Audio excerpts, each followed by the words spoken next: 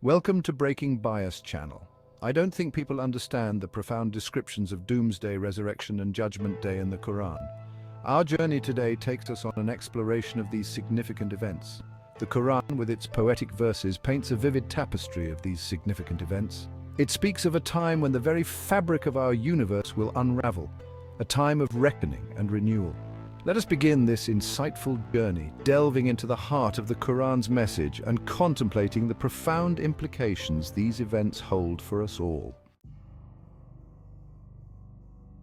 Our exploration begins with the term al-Qariya, a word that echoes with the weight of impending doom. It means the calamity or the striking, a fitting title for the Day of Judgment.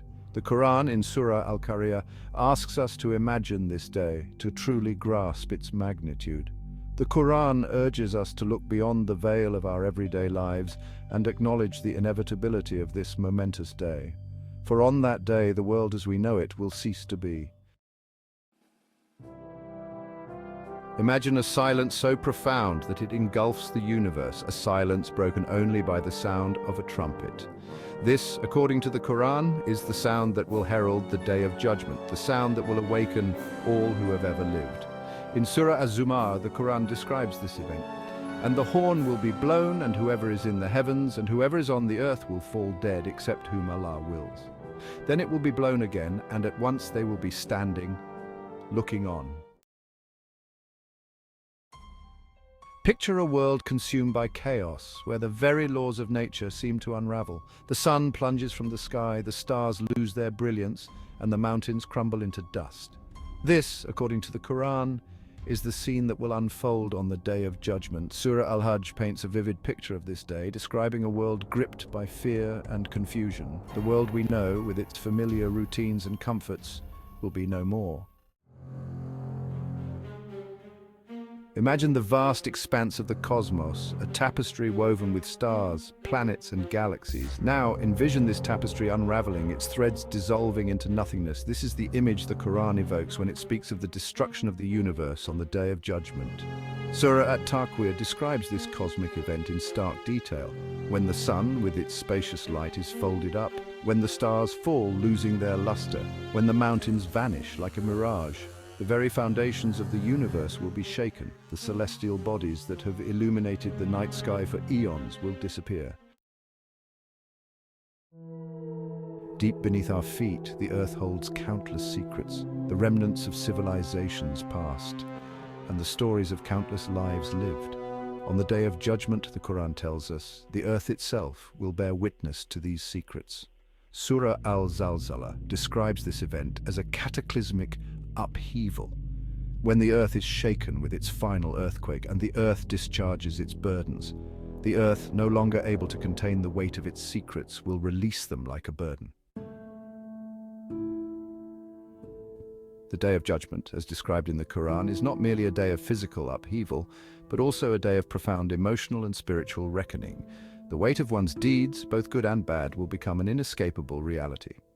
Surah Al-Ma'arij paints a poignant picture of the fear and isolation that will grip people on that day.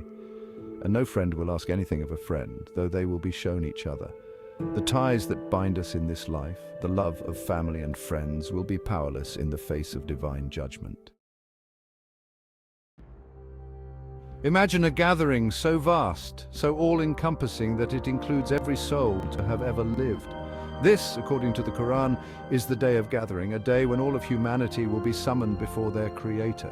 Surah Al-Kahf describes this event with awe-inspiring grandeur and warns of the day when we will remove the mountains and you will see the earth prominent, and we will gather them and not leave behind from them anyone.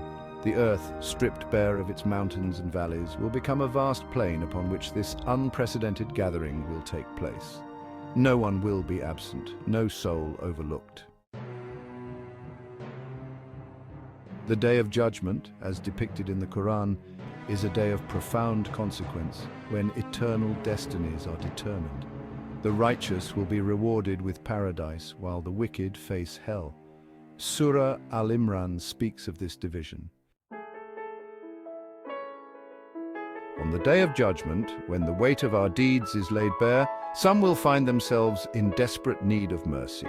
It is in this context that the Quran speaks of intercession, the act of pleading on behalf of another. Surah Al-Anbiya sheds light on this concept. He knows what is before them and what will be after them, and they cannot intercede except on behalf of one whom he approves. The Quran tells us that intercession is a gift, bestowed by Allah's grace and granted only to those he deems worthy. On the Day of Judgment, as the Quran makes clear, justice will be served. Every action, every word, every thought will be weighed on the scales of divine justice. Surah An-Nisa emphasizes the absolute fairness of Allah's judgment. Indeed, Allah does not do injustice, even as much as an atom's weight. While if there is a good deed, he multiplies it and gives from himself a great reward. No good deed, however small, will go unrewarded, and no evil act, however insignificant it may seem, will escape accountability. The Quran emphasizes that the timing of the Day of Judgment is a secret known only to Allah. It remains beyond the grasp of even the most learned scholars. Surah Luqman reminds us, Allah alone has knowledge of the hour. No soul perceives what it will earn tomorrow or where it will die. This serves as a reminder to focus on how we are preparing for it. The Quran, in its descriptions of the Day of Judgment, speaks of a day unlike any we experience in our earthly lives, a day that stretches far beyond the confines of our understanding of time. Surah Al-Ma'arij provides a glimpse into the vastness of this day. The angels and the Spirit will ascend to him during a day the extent of which is 50,000 years. Imagine a day that spans 50,000 years, a concept that challenges our very perception of time. It underscores the importance of focusing on our eternal well-being rather than being consumed by the fleeting concerns of this worldly life. While the Quran's descriptions of the Day of Judgment are filled with awe-inspiring power and pronouncements of justice, they are also interwoven with threads of hope, reminders of Allah's infinite mercy. Surah Al-Araf reassures us of this boundless compassion and decree for us in this world that which is good and also in the hereafter. Indeed, we have turned back to you. Allah said, "My punishment, I afflict with it whom I will, but my mercy encompasses all things. So I will decree it, especially for those who fear me and give zakah, and those who believe in our verses."